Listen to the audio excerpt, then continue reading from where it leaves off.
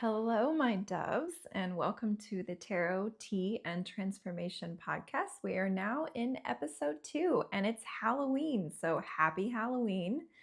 I planned on filming this last night as I did the original one, but I don't know about y'all, but yesterday was so much emotional water, and I had a lot of fatigue in my body, and that's when I know that it's a day of release. And so I really cleared my schedule and I didn't really have a whole lot going on.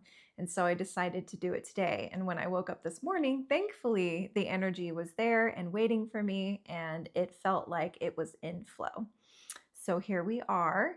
And for those of you who are just joining this podcast, Tarot, Tea, and Transformation is going to have a couple of segments. What you're in for this Halloween is a Tea with Jacqueline, where I just talk about what interests me. And just tell you what tea I'm drinking, because you'll always find me with my notebook, drinking tea, reading a book about something about transformation or doing ritual or speaking to spirits. I don't know how to be anywhere else. I don't know how to be anyone else. Is it going to be one of those days? Maybe so.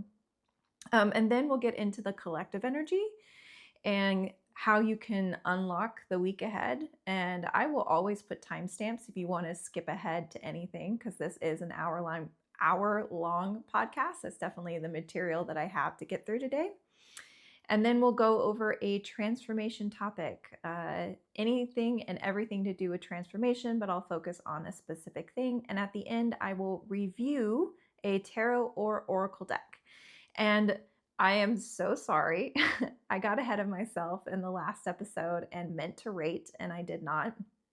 And I've actually decided not to do ratings. It doesn't sit right with me for some reason.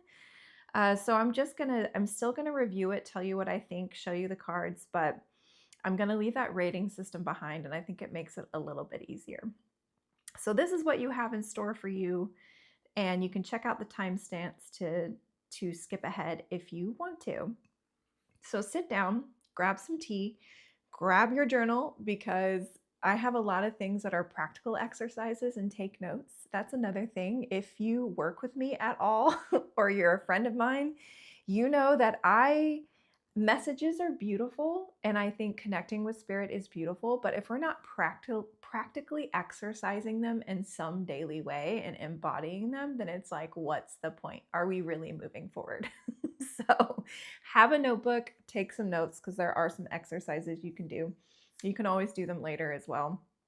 And I don't remember where I was going to go with that, other than we're getting straight into tea with Jacqueline. So, and today's tea, I totally had another tea planned, but I'll be honest with you, this morning I tried a new roasted dandelion tea, and it's a lot stronger than I'm used to. And I was originally going to have like a dandelion Damiana type mix. And then I was like, whoops, that dandelion was really strong. So I'm switching to my tried and true tea, and that is Oatstraw, chamomile, and some Passionflower, just to kind of, chamomile and Oatstraw, full of nutrients, help you kind of settle your nerves, very gentle.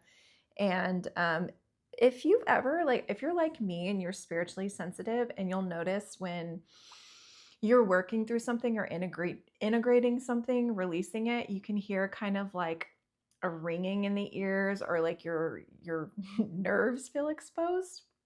This is the perfect tonic for that. Chamomile and oat straw. It kind of like quiets that down, where you feel a little bit more in your body and not so exposed. And that is kind of how I was feeling this morning. So I'm really curious how this podcast is going to go. But I mean, all we're doing is talking about things that I talk about all the time, and we're hanging out and drinking tea. So how bad can it really be? But I will link the tea that I'm drinking below if you want to repeat it. It's something that does need to kind of steep for like 20 minutes or more. And I did add some some oat milk and honey I mean, guys, are we really living unless we have milk and honey? There's a reason why they call it the land of milk and honey. It is just like, the most delicious combination you can imagine. It just feels like a warm hug, and you're like, yeah, this this is luxury, this milk and honey. I get it. It's a treat. Mm. So yeah, I'll be drinking lots of tea throughout all of this. And kind of what I want to talk today about is because the episode that I put together is a lot about calling down light, maintaining your connection, especially when you're heading through trials. And in order to like maintain those types of connections, it really comes from a rooted practice. And this has kind of been my whole journey. So I thought, in honor of today's episode about ritual and practice and connection, I'll talk a little bit about my journey. And as you guys know, I'm Jacqueline 7-star. But way back when I was a little baby, I started tarot pretty young, kind of outside of college. And I even started a Queen of Cups tarot on Etsy, because I think that was kind of Facebook and Etsy. I think that was kind of all that was available to me at the time. There was no YouTube or social media as much as there is now. And so I did that for a while. And then I started getting more into my mediumship gifts. And that really is what I started this whole journey on, of transformation and spiritual connection and transformation. Did I already say that? I don't remember. But when I was younger, when I was 10 years old, I was starting to receive visitations, didn't know what to do with it, had night terrors. My parents didn't know what to do with it. They didn't know that's what it was, but I knew what I was seeing in my bedroom. And I kind of just worked through my fear because I was kind of left on my own devices with it. And there was nothing else I could do. I had to learn how to self-soothe. And I think I numbed myself. But it wasn't until like there were varying experiences in my life in middle school and high school with lots of paranormal activity. And I think you'll find those of us that are light workers are meant to work in connection of the sacred, bring other people to the sacred and connection. I think we're just naturally conduits for that type of activity. You know, sometimes I wonder if paranormal activity or like some of these dark forces that you may come across, are they really dark if they're leading you closer to the light in your own gifts? Kind of something to ponder on. But it was in college actually where I had a crazy experience. And finally I was just like, I got to figure this out because this isn't normal and it's starting to affect my ability to function. And I found my way to a local metaphysical shop. And that's kind of like where I discovered all the tools of spirituality. I discovered tarot, communicating with spirits, how to clear them, how to banish them, all those things. And so when I started my journey with doing tarot readings on Facebook and Etsy, that was like 16 years ago, guys. I've been working in this business a while, okay? I'm really good at what I do. And also, if you're curious to learn a little bit more deep dive into my journey, I do mention it in my book, kind of like how I found tarot, how I used it, and I tell you about specific paranormal experiences I had.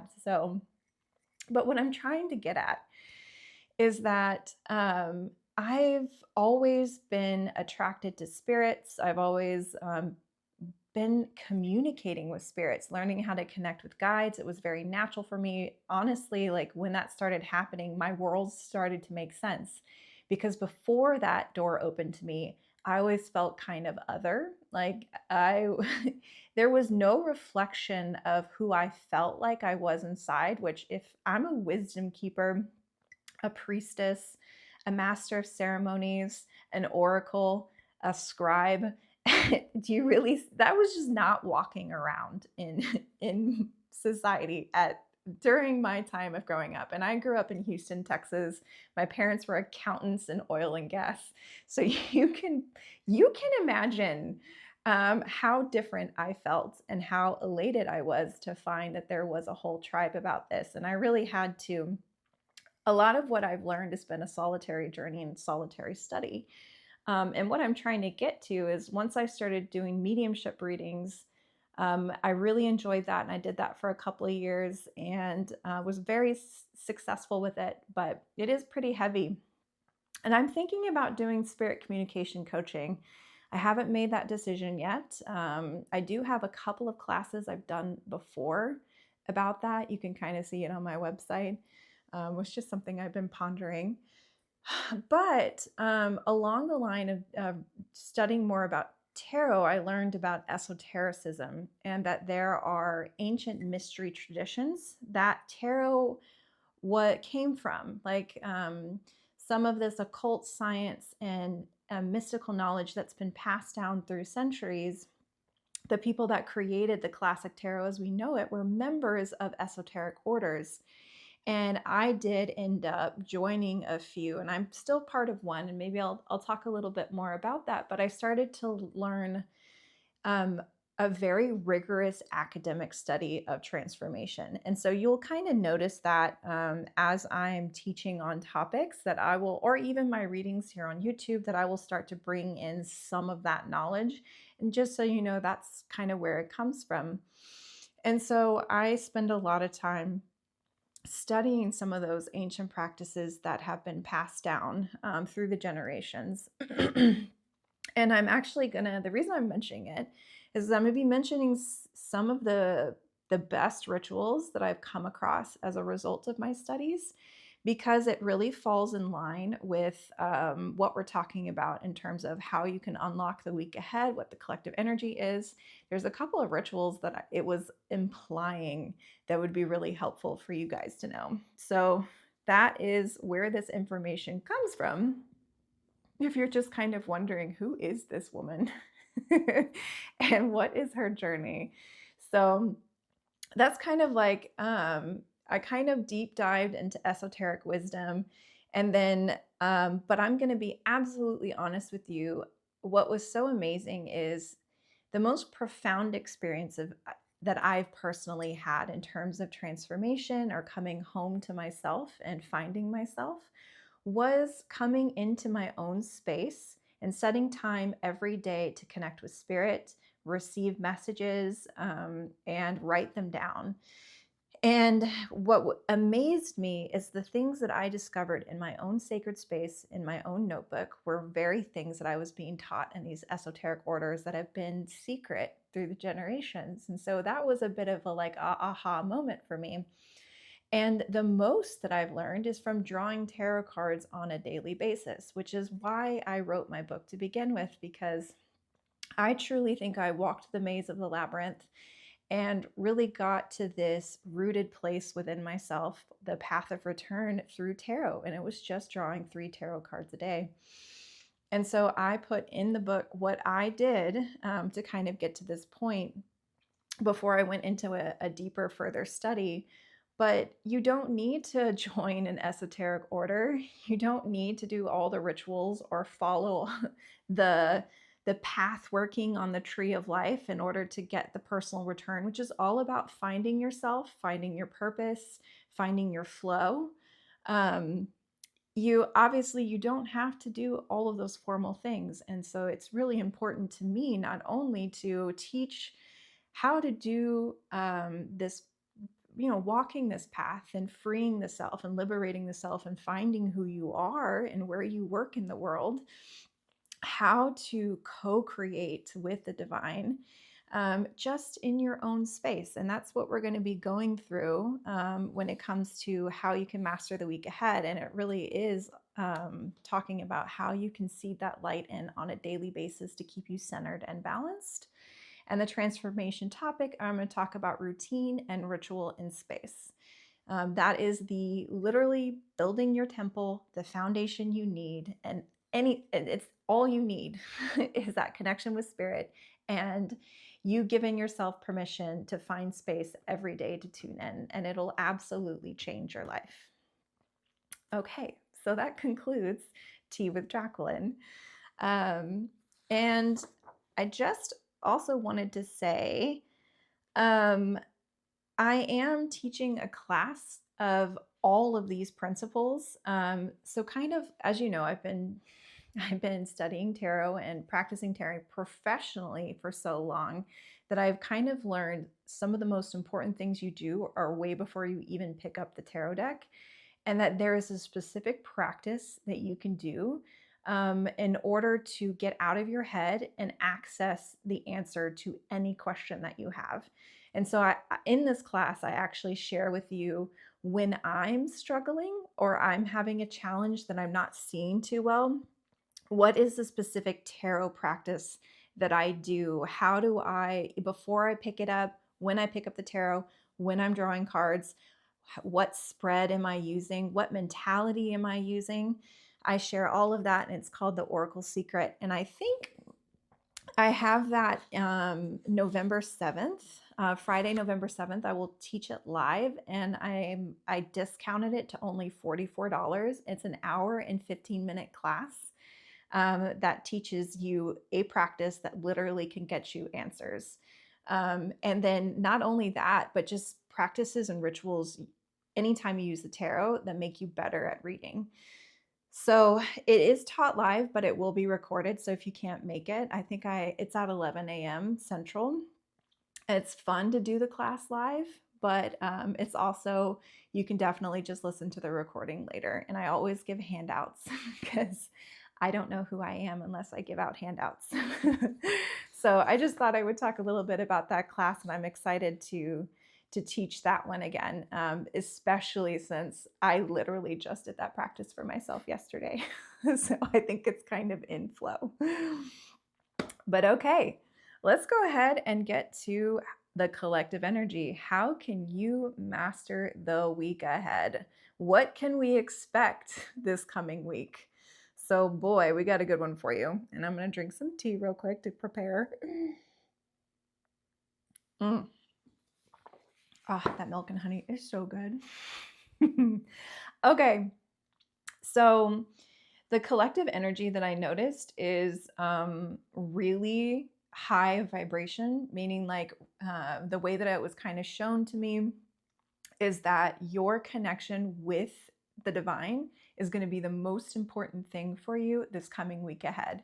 So almost more important than any action that you take is really growing that connection with divine and that sacred connection. And I have some awesome tips of kind of how to seed that divine light within, how to balance yourself with it so that you can approach everything in your life at a master level.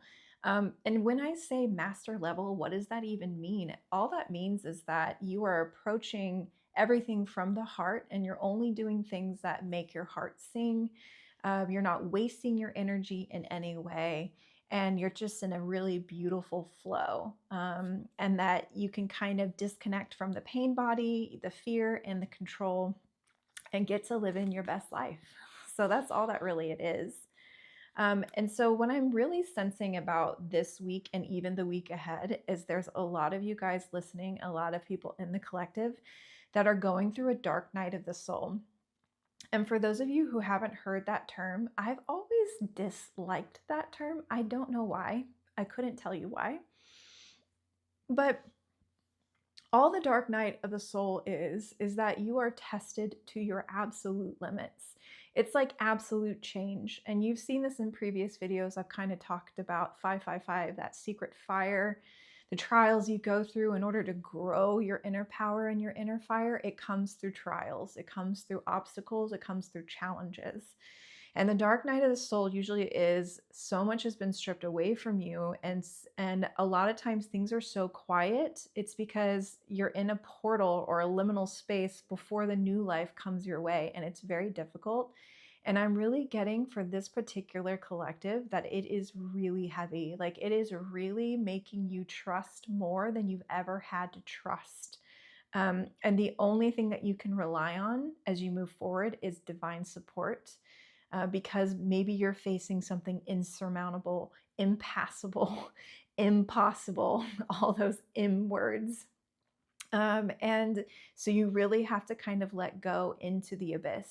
I would prefer Into the Abyss over Dark Night of the Soul. Maybe it's because there's a lot of like negative connotation over the Dark Night of the Soul.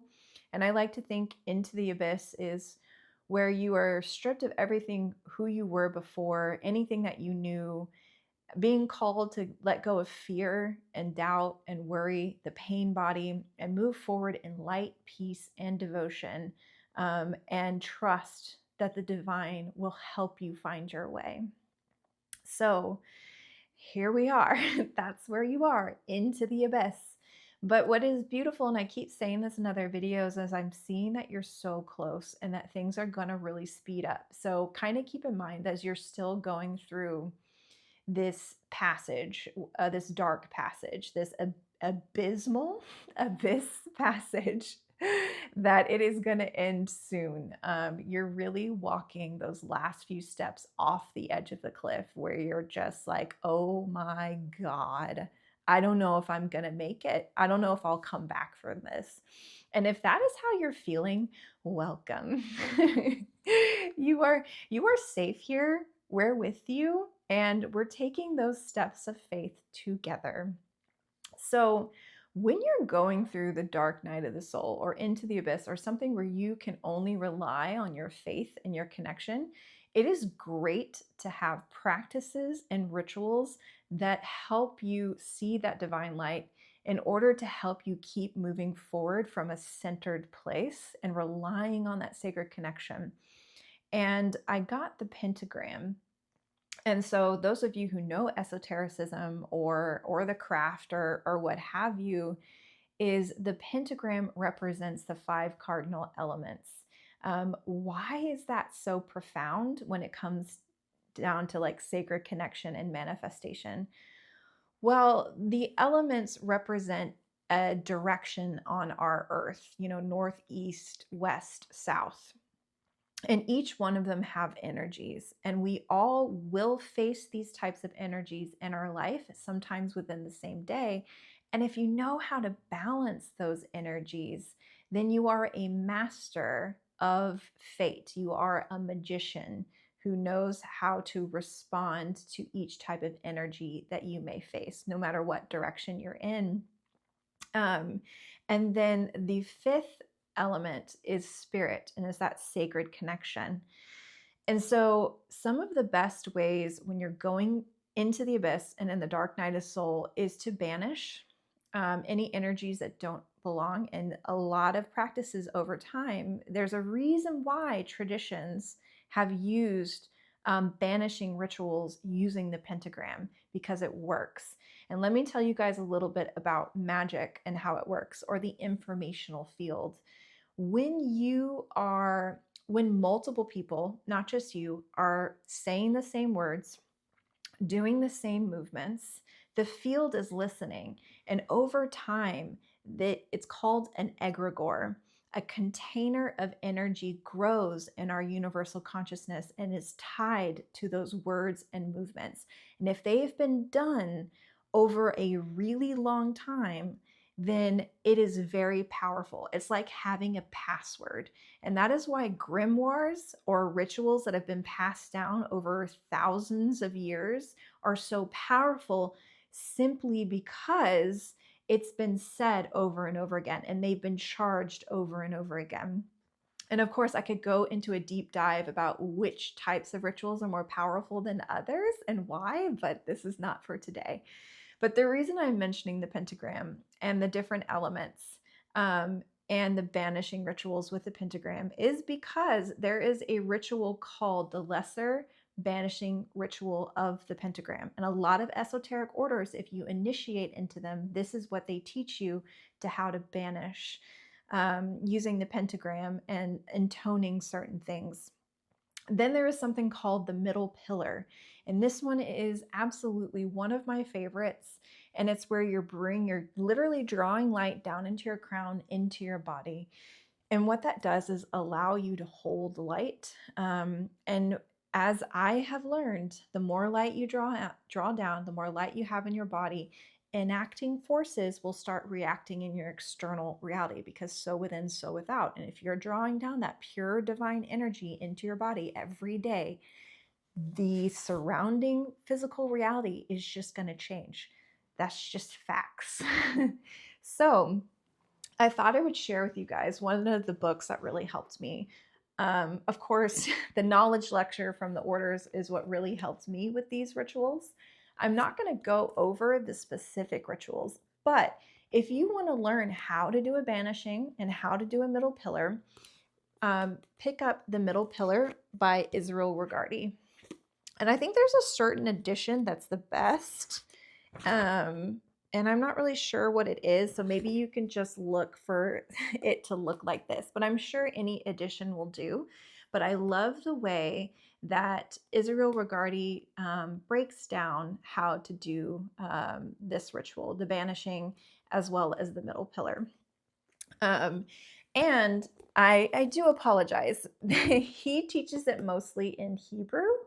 So you're vibrating Hebrew words as you're tracing pentagrams in each of the four corners. I love Israel Regardie because he gives you the Egyptian version and the Celtic and the Greek versions in the back. So if you're like me and you're just like, oh, Hebrew is just a little like, it's not my favorite. So I ended up learning it in Gaelic, and that just makes me feel better. So I do my banishing and calling down light in Gaelic. It's beautiful. It sounds like Vunch Kukor Nadiashk Nadiarst Snamyuch Taluv Gushior. Way better than Ata Malkuz Vege Dula Vege Dula, whatever. So you can learn it in different languages. I'm going to leave that there because obviously I could spend a whole class on this. But really, the important thing about the week ahead is doing things to cleanse your energy, draw down that light, and really rely on your sacred connection so that you feel peace within as you're moving through. And the other thing about to master the week ahead is creative solutions. So, what I'm really feeling is this collective is getting down to really what it is that you want to do, the life that you want to lead. You want a life filled with love. You love yourself. You love what you do. You love the people you're with. It's that simple. So it would be very beneficial for you to kind of be in your space, draw down that light, feel that peace within, and then start thinking about those things. What do I love? What makes my heart sing? And then what are some creative solutions I can do because I'm facing some major obstacles? So, this is really asking you that no matter what you do as you're moving forward into the abyss and relying on your connection, make choices that are truthful to you. And I think it's really hard to do because I'm feeling there may be some financial constraints, or maybe people think you're crazy, or you're kind of in a bit of a solitary mode in order to protect yourself and what you want to do. And it's really asking you to be creative about carving your own life for yourself on your own terms. It's basically building your dream life is what I'm hearing. Like that's an amazing thing to tackle, and I think that's why energies are so charged and so powerful right now going into this week ahead. And just remember that love will transmute everything. Love is the magical solution to all. And I've had to remind myself many times as the pain body or my fears or survival mode will start to kick in. I'm getting better at being able to tune into that peaceful white light and tune into what's in my heart. And remember, I love myself and I deserve a life of love. So, now we're getting to the exercises. So you might want to get your notebooks out or just tag this timestamp because I'm going to be talking about 2 excellent exercises you can do to really master this collective energy. And the one is called draw a box. That's it, draw a box. What is the most difficult challenge you're facing right now? Put it in a box. And then outside of the box, write all possible solutions to that problem. And do not limit yourself. The important is to open yourself up and your heart as wide as it can to implausible, crazy solutions. And just it's good to kind of go in your space to do this. And it's kind of quiet, maybe light a candle. Kind of helps get you in the mood and to channel a little bit as well. And that's the thing we'll be going over in the transformation topic, actually, is kind of like How do you design your space? Where is it? How often do you go there? And what rituals can you do to center yourself as you're sitting down to do any type of work like this? So tune in a minute, we'll start going over all of that. So that's it. Draw a box, put your problem in it, start doing solutions all around it. Simple enough. I'm curious to see if anything's surprising, and I will be 100% transparent. I meant to do that for myself, but I haven't, and I'm going to do it later. I promise. You guys keep me honest. The other thing is this is kind of like a free write, but it's like write down where you want to go. Where are you going in your life, and what do you want to accomplish? And then I think the most important thing about this exercise are what attributes or traits do you need in order to make your dream happen, or whatever it is that you want to do or where you're going. What attributes do you need?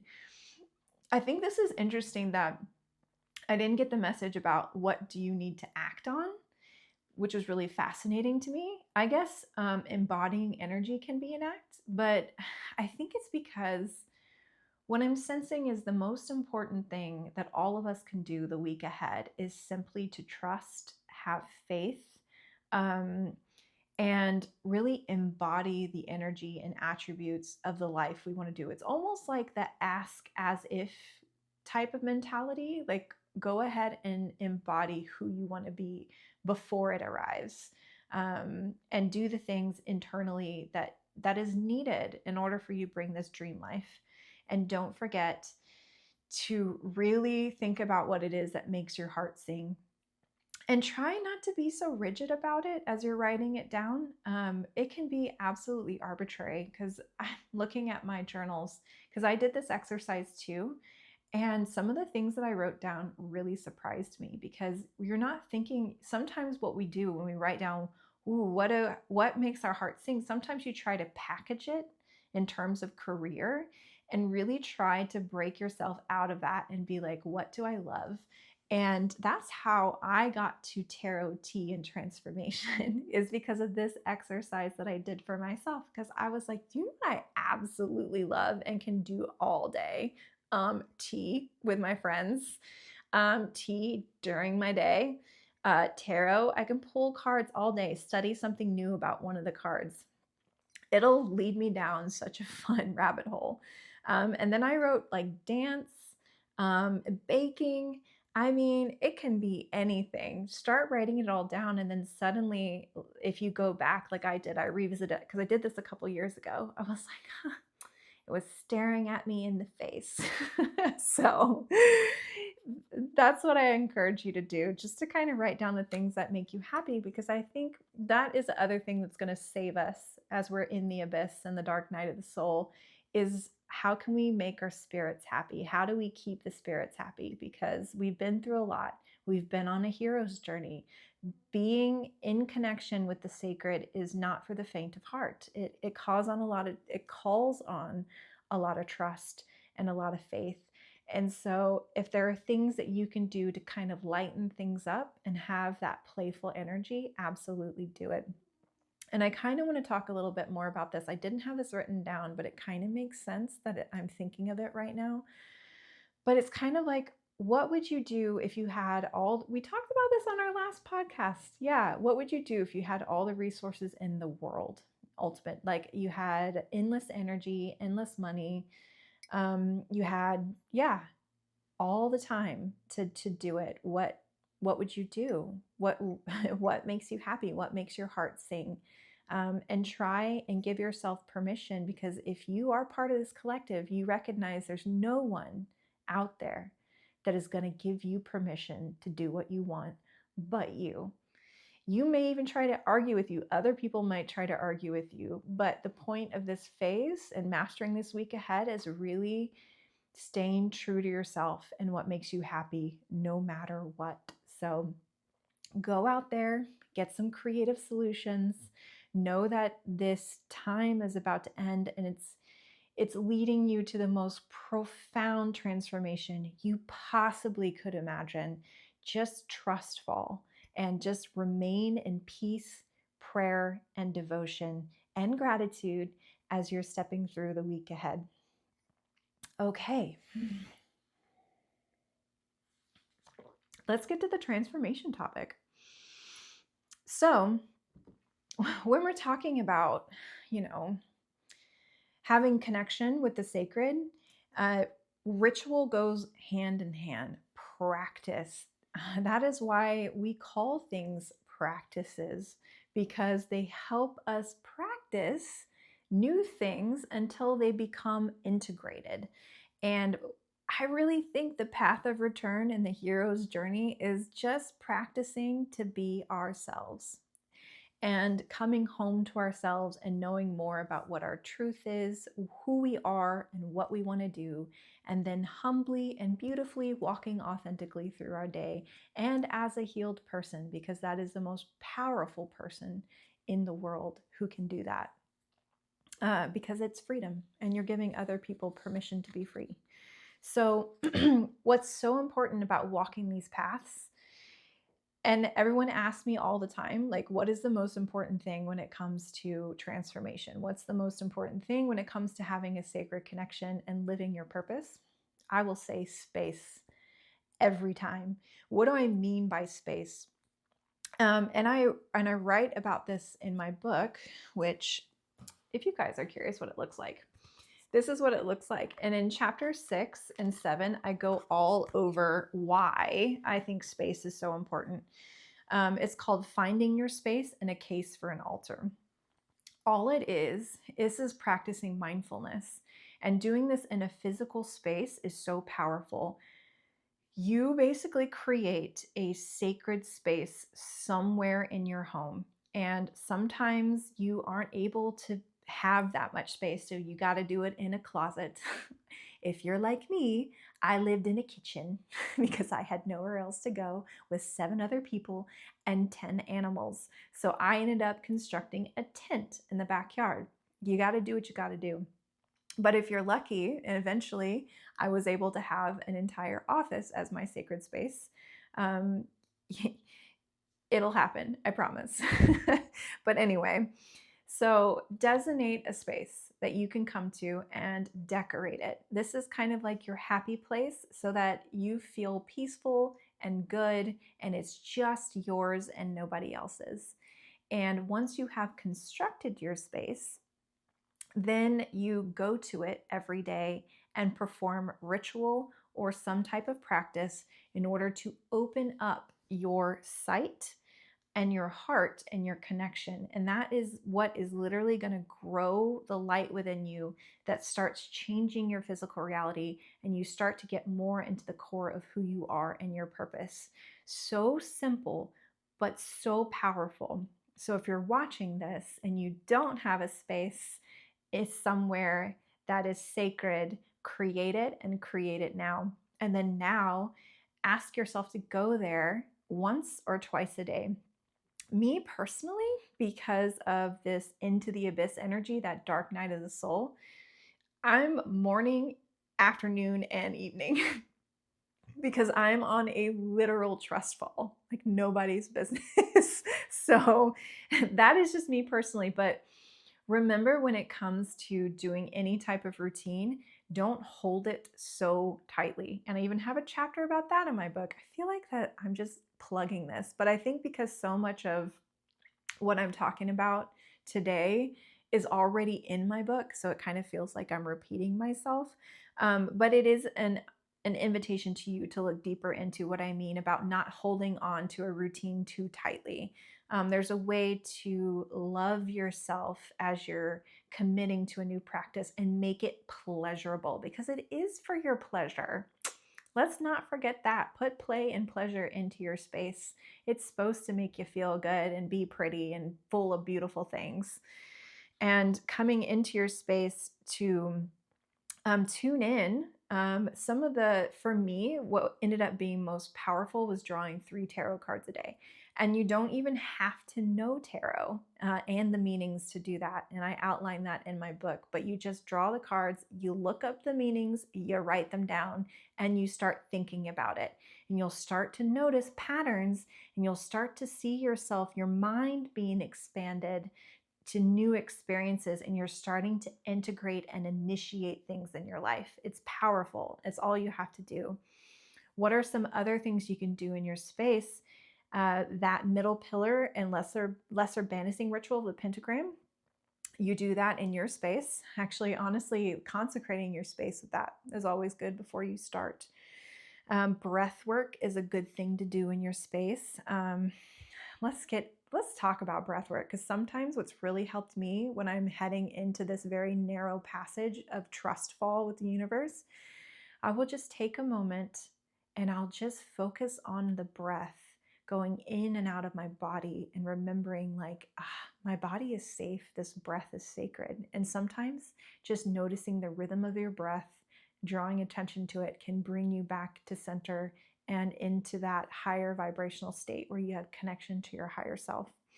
So you can go into your space every day, draw cards. You can do oracle cards too, breath work, meditation, and then maybe even just sitting in your space and pulling out your phone and listening to a podcast that's specifically spiritually minded, something that expands your mind. Will It's because I've noticed signs and synchronicities when you're opening yourself up to that time every day that I'm expanding your mind, things find you to integrate. So what it does is you're just unlocking levels within yourself so that you can achieve a more fulfilling life. That's the whole point of why we're doing all of this, is this practice and this pause and this space, is so that you can know yourself more deeply and design the most satisfying life for yourself. I mean, why wouldn't you?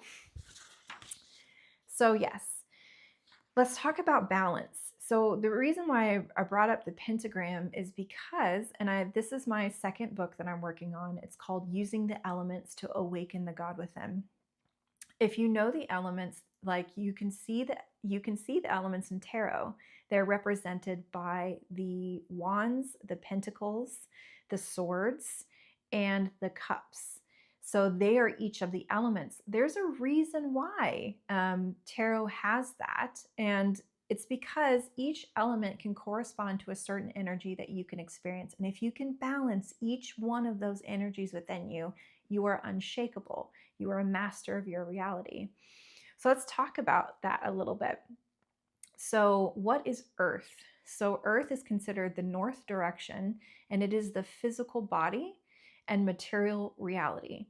So, when you're trying to balance yourself into wholeness, you definitely have to think about how you balance your physical body and the type of things that you feed it, and exercise that you do to make yourself feel healthy.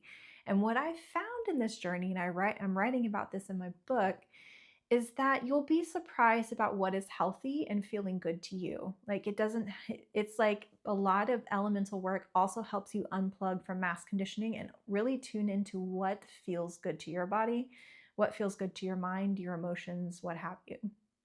So that's Earth, your body, physical, job, material reality, things like that. Then you have air, which is the east direction, and that is mental. This is all the mind, and that's the swords in the tarot deck. I forgot to mention earth is the pentacles in the tarot deck. So air is going to be where you're challenged in your thoughts. So when I've noticed, when you start working with air, you start to think about a lot of things like, why do I believe that? You're like, wait, why do I think like that? It's asking you to question everything that you've been told or believe.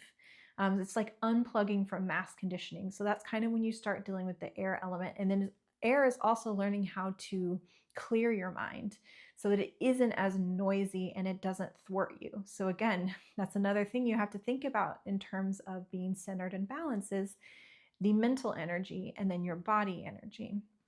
Then you have water, which represents the heart and the emotions.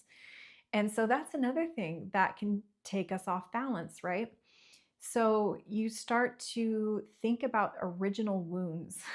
What are the origin of what I'm feeling right now? And you start writing them down. You're like, wow, even though this is not happening right now, I'm triggered because this happened to me then. So emotions and distressful emotions will oftentimes teach us about where the original event that happened. And so with water, we learn how to balance those emotions and love ourselves, to bring ourselves back to peace.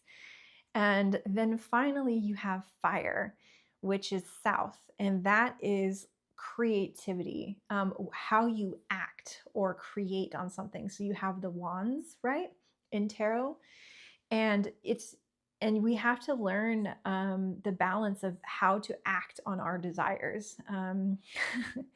Fire also can be anger, so it's learning how to manage angry emotions.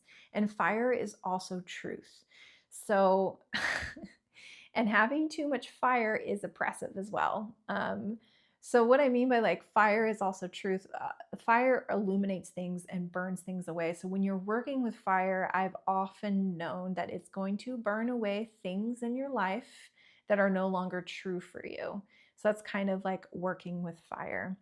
So if you think about why so many of these traditions, mystery traditions over the years, all of these, people who practice craft talk about the pentagram and they think it's some scary thing. Literally, it's just balancing the elements in the body and learning how to master each one.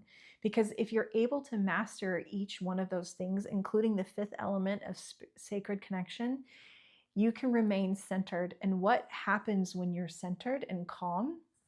You start to respond to the highest solution you can possibly have. You get to see the clearest of anybody you know. So you are awake and you can respond calmly and intuitively, instinctively know the right next action. And so that allows you to easily be in flow and be aligned with what your true desires are and what is the most fulfilling life for yourself that sets you up for success.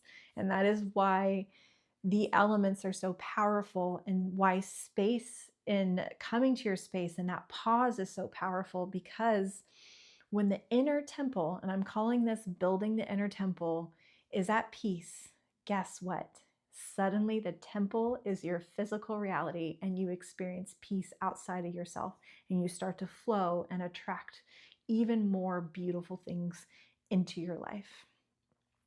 Okay, that concludes the transformation topic of the day. So I hope that that was helpful for all of you guys in especially navigating what seems to be a very dense energy that is asking you to somehow lighten in. How can you be literally falling into the abyss? You jumped off the cliff, you're in the abyss, and there's nothing you can grab onto except your spiritual connection and hope that you fly. These practices will help you feel calm and centered and peaceful. And the more you do it, suddenly you wake up and you're like, wow, I'm really peaceful about all of this. And if this happened 3 or 4 years ago, I would have been an utter mess. So, gotta love it. All right. Since it is Halloween, I decided to basically review Ask the Witch Tarot. This also kind of means a little bit of something to me. My brother is the one who got this deck for me. My family, or anyone who knows me, I shouldn't say family because we're quite estranged. They know to get me a tarot deck or an oracle deck, and I will be super happy because it just means it's more material to access things that I haven't been exposed to yet, and more ability to communicate and more clearly with the more tools I have. So oftentimes these are gifts. And yeah, if I'm being honest, part of the reason why I'm reviewing these is I'm hoping that people will send them for free. Like, come on. Send me freebies. Hashtag goals. That makes my heart sing. Okay, and for those of you who don't know, what I do is I review the deck and then I do a reading from them as well. So, okay, I don't mean to like malign the creators of these, but I kind of look at it and it feels a bit commercialized. It's kind of like I imagine everybody's sitting around the table at like a publishing company and they're like, what can we put out that will sell? Is that bad? I don't know. I could be totally wrong, and I apologize if I am, but that's kind of what it felt like. But here's the most amazing thing about tarot when you're doing something with the sacred, even if you go in with the intention of commercializing it, truth always gets in. You know, that current finds a way. So this is Ask the Witch. It was edited by Francesca Mattioni and illustrations by Simone Pace. So it is a very colorful deck, and I do love the back design, the fact that it looks like a maze, because I mean, you can see I have the labyrinth back there. That's how I interpret the journey of return. The being able to liberate and know thyself is a maze in our mind that we travel through. Because if we were traveling it too much, our psyche can't handle it and we would shatter and break. Therefore, it's a synchronized journey on the spiral. So cool idea, guys, for putting the maze on the tarot. And I'll show you a little bit of what the artwork looks like. So I do like the illustrations. They're very unique. And I've noticed that they kind of use classic witches themes like in the book descriptions. I will say one mark against this deck, and that is, I don't know, it's 78 cards, just like every other tarot, but why does it feel so thick? Like none of my other tarot cards feel this thick as I'm shuffling, so sometimes I literally have to take some of the cards out in order to shuffle. So that is kind of a mark against this deck. Otherwise, I really do like it. And sometimes I will say the imagery is a little too busy to where like it's hard for me to focus on one particular thing. And that could just be me, but I'm sure if I sat with the imagery a little bit more, but I'm an Aries and so I get impatient. Like, give me some prominent symbols and let's call it a day. But I will say the artwork is beautiful. Okay.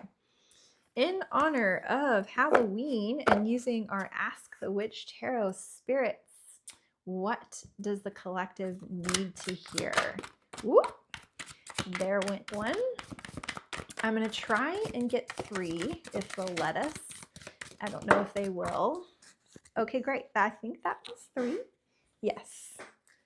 Okay. Ooh, wait. They're telling me to do the bottom of the deck. Of course they are. I'll get to the reason why in a second.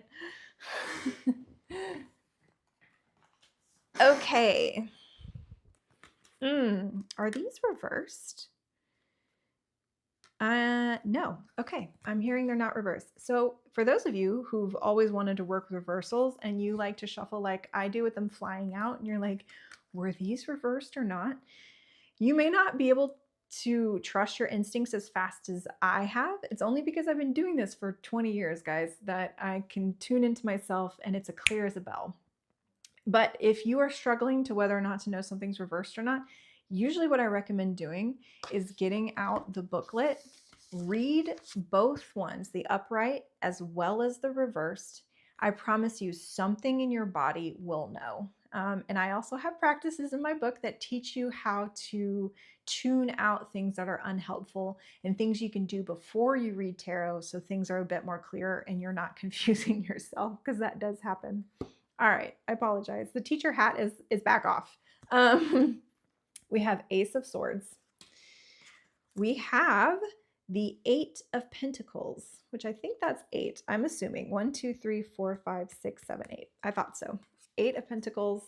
And then over here, this looks like the 9 of Wands. Yep. 9 of Wands. Oh, look at how cute that witch is with her little cat. Like she's been journeying. Okay. Anyway.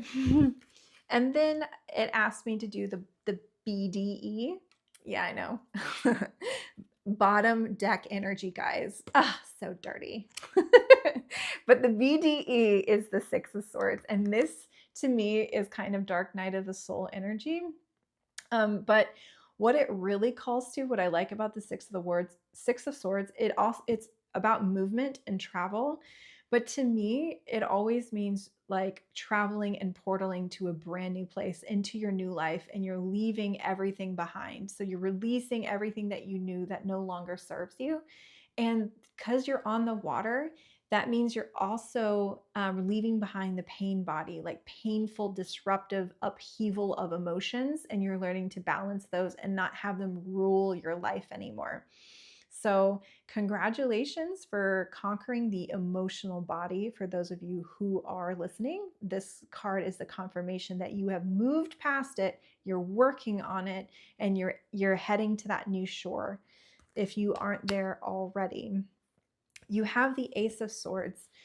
So you want to talk about power. So the Ace of Swords energy is like the seed of air, right? It's like the ultimate air energy. It's power over your thoughts. And a lot of people think that the ace is the beginning of a tarot deck. Oh, no, honey. Aces kind of are the seed of the energy. It's kind of like it exists and nobody can explain why air exists. And then when you gather air, then that's when you start getting 1 through 10. So ace is like the ultimate power of the air energy. And basically that means is that's power over your mental game.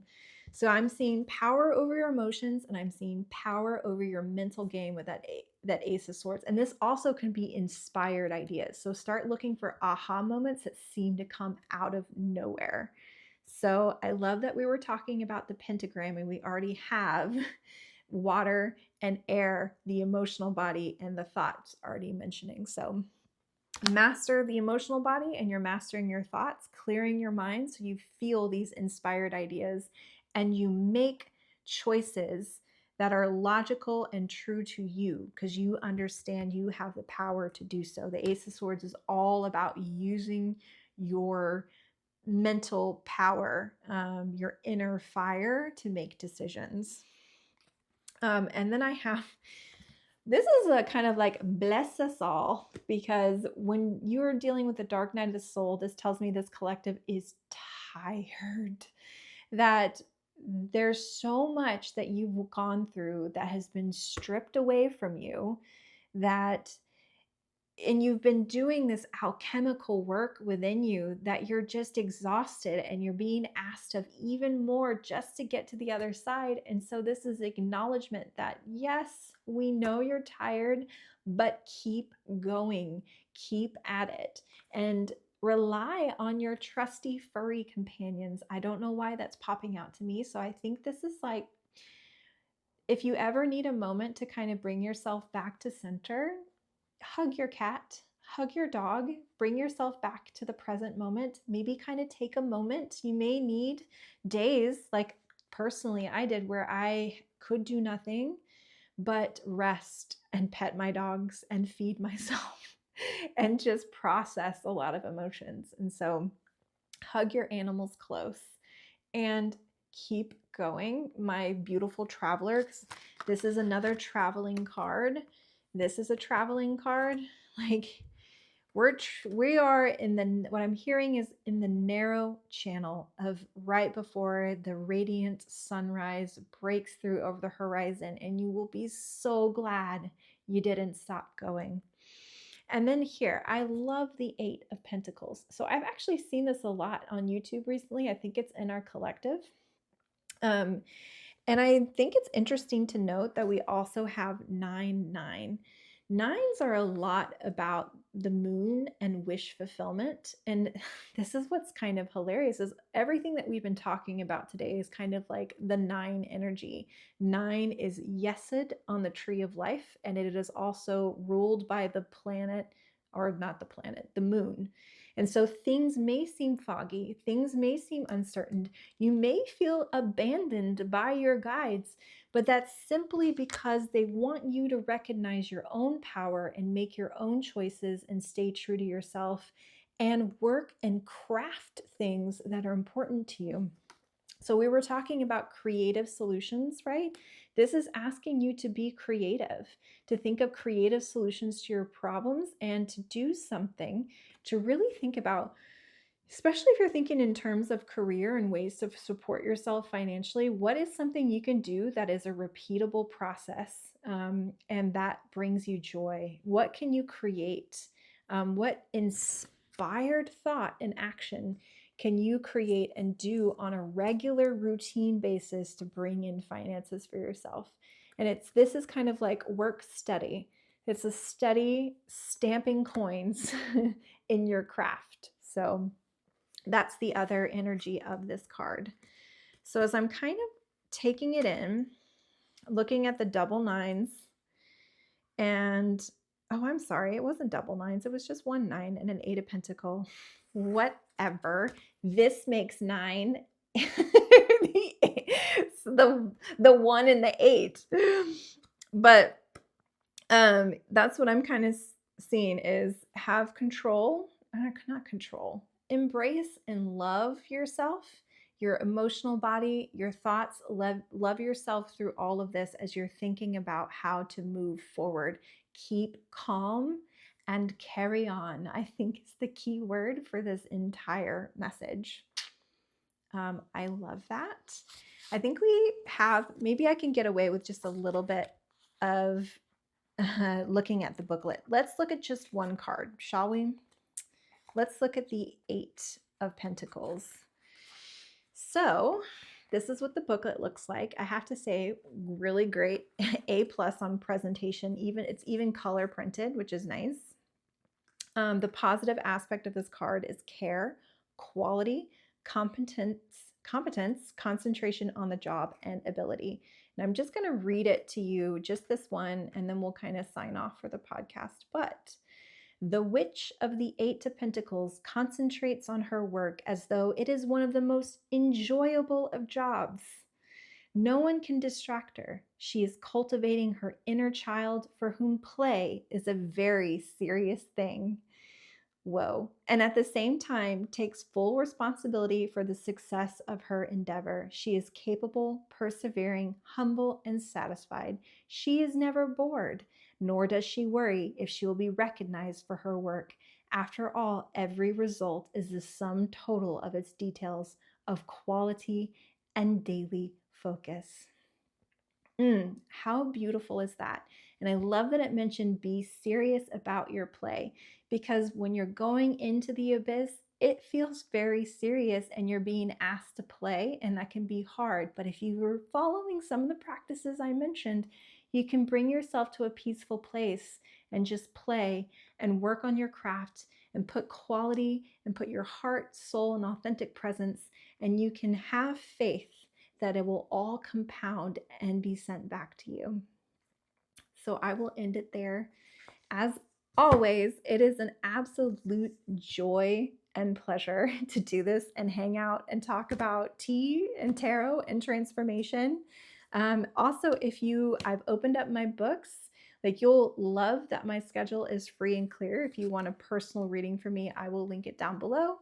I will link the books that I also mentioned on this podcast, and also link the tarot deck that I used for this reading. And as always, the flame in me walks beside the flame in you, and may you rise in joyful fire. Mwah.